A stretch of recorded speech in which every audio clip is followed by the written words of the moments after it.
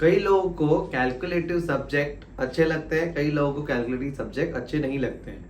But यहाँ पे मैं लास्ट 23 ईयर्स से एक सब्जेक्ट पढ़ाते आ रहा हूँ और उसी सब्जेक्ट के बारे में आपको बात करने वाला हूँ मैं। और ये जो वीडियो है वो एग्जाम में कहीं ना कहीं आपको डेफिनेटली हेल्पफुल होगा। और ये वीडियो जो बिलोंग करता है वो यूनिवर्सिटीज़ की एग्जाम से बिलोंग करता है। तो friends, I am going to start my topic. Myself, Dr. Rushikesh Ved, one of the highest degree holder of Gujarat, TEDx speaker and director of Pratima Education. So friends, यहाँ पे financial account मैंने लिख के रखा है आप लोगों के लिए। फिनेंशियल अकाउंट की जो आज पेपर पैटर्न है, जो आपकी एग्जाम होने वाली है, तो वो GLS यूनिवर्सिटी की एग्जाम के पेपर पैटर्न अकाउंटेंसी की मैं आप बताने जा रहा हूँ। मैंने इंपॉर्टेंट ऑलरेडी काफ़ी सारे स्टूडेंट्स को भेजे हैं। आप लोग अगर नहीं मिले हैं तो हमारे व्हाट्सएप ग्रुप आप ज्वाइन कर सकते हो। उसकी लिंक आपको, यानी मैं अभी जो हमारे इंस्टाग्राम आईडी है Dr_ऋषिकेश, उसके ऊपर मैं अभी रख दूंगा, तो वहां से आप ले सकते हो। बट ये वीडियो ध्यान से सुनना, यहाँ पे सिंपल सा छोटा सा वीडियो है, आप लोगों को पता चल जाएगा पेपर पैटर्न कैसे रहेगी। तो यहाँ पे हम लोग जाते हैं कि भाई क्वेश्चन 1 जो है, तो question 1A and question 1B, उसकी और में ही ऐसे A एंड B रहने वाले हैं। तो यहाँ पे ABC भी हो सकता है, बट A एंड B जो प्रोबेबिलिटी है वो पक्की है। तो अब यहाँ पे A एंड B में क्या रहेगा, तो हम लोग ऐसे ले सकते हैं कि भाई बुक कीपिंग जो है आपका चैप्टर, वो बुक कीपिंग की आपको यहाँ पे थियरी करनी है कंप्लीटली।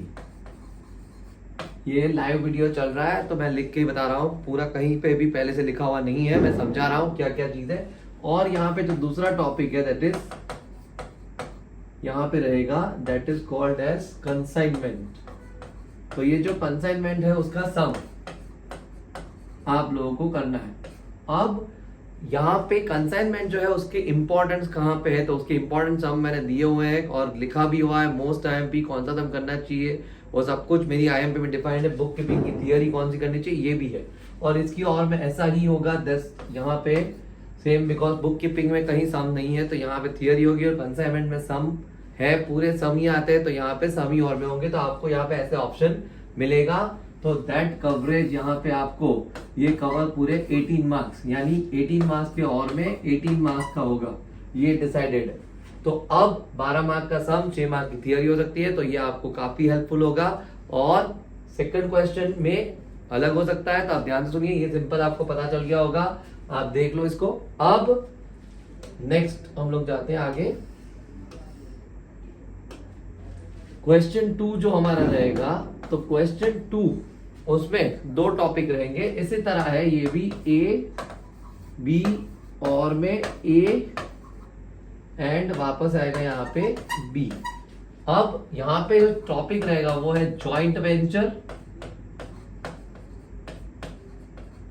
और सिंगल एंट्री। अब यहाँ पे जॉइंट वेंचर में भी सम है, आप समझ लो, और यहाँ पे सिंगल एंट्री में भी सम है। तो दोनों चैप्टर में सम है, बट यहाँ पे ऐसा हो सकता है कि इसका 12 मार्क का सम आए, यहाँ पे 6 आए, और यहाँ पे वापस JV और यहाँ पे वापस सिंगल एंट्री आप लिखो, तो यहाँ पे JV जो है वो 6 मार्क का हो जाए और ये 12 मार्क का सम।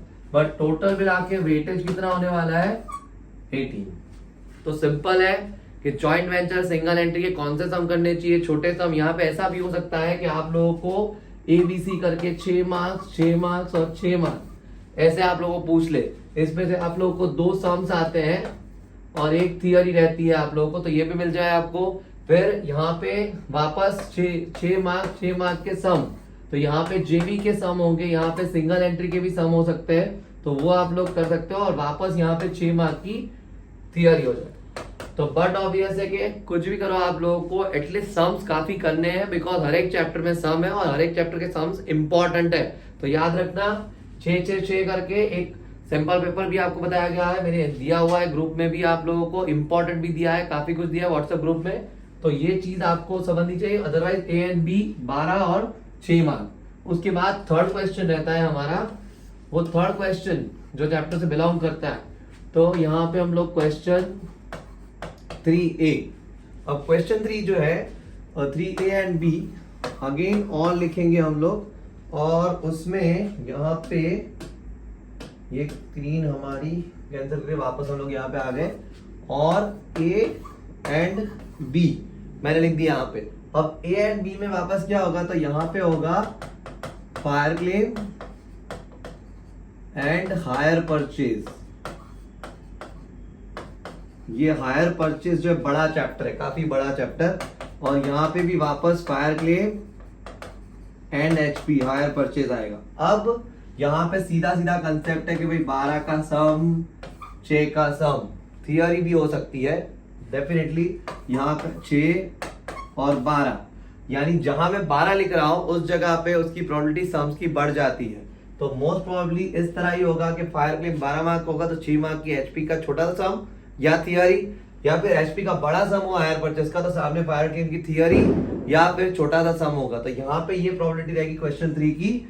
और उसके बाद लास्ट जो रहता है दैट इज क्वेश्चन 4 एमसीक्यू। अब एमसीक्यू में सिंपल है कि यहाँ पे आप लोगों को एमसीक्यू कितने होंगे, तो मेरे ख्याल से यहाँ पे 12 में से आपको लिखने होंगे 8 के आंसर, याद रखना। तो यहाँ पे जो कैलकुलेशन बैठता है वो 18 plus 18 plus 18 and then plus 16। तो जो 16 का कैलकुलेशन है मैंने 8 बताया आपको, तो 2 मार्क्स एक एमसीक्यू यहाँ पे कवर करता है। तो वो काफी बड़ी बात हो जाती है, स्कोरिंग हो जाता है। आज प्रतिमा में जो स्टूडेंट यानी हम लोग पढ़ रहे थे तो एमसीक्यू भी मैंने बताए थे। तो सिंपल है स्टूडेंट्स, ये जो वीडियो है वो वीडियो आपको जो मेथड्स होती है कि कैसे कैसे ये लोग यहाँ पे पेपर में क्वेश्चन पूछ सकते हैं यूनिवर्सिटीज में, तो उसके लिए बनाया गया था। बाकी इंपॉर्टेंट हमारे व्हाट्सएप ग्रुप में आप लोग व्हाट्सएप ग्रुप ज्वाइन कर सकते हो। और प्रतिमा एजुकेशन है वो 23 ईयर्स से रन कर रहे हैं हम लोग, और कॉलेज सेक्शन में ही कर रहे हैं हम लोग। बीकॉम, बीबीए, एमकॉम, एमबीए सभी स्ट्रीम में पढ़ाते हैं काफी सालों से। तो दूसरे इंपॉर्टेंट के लिए be ready. All the best.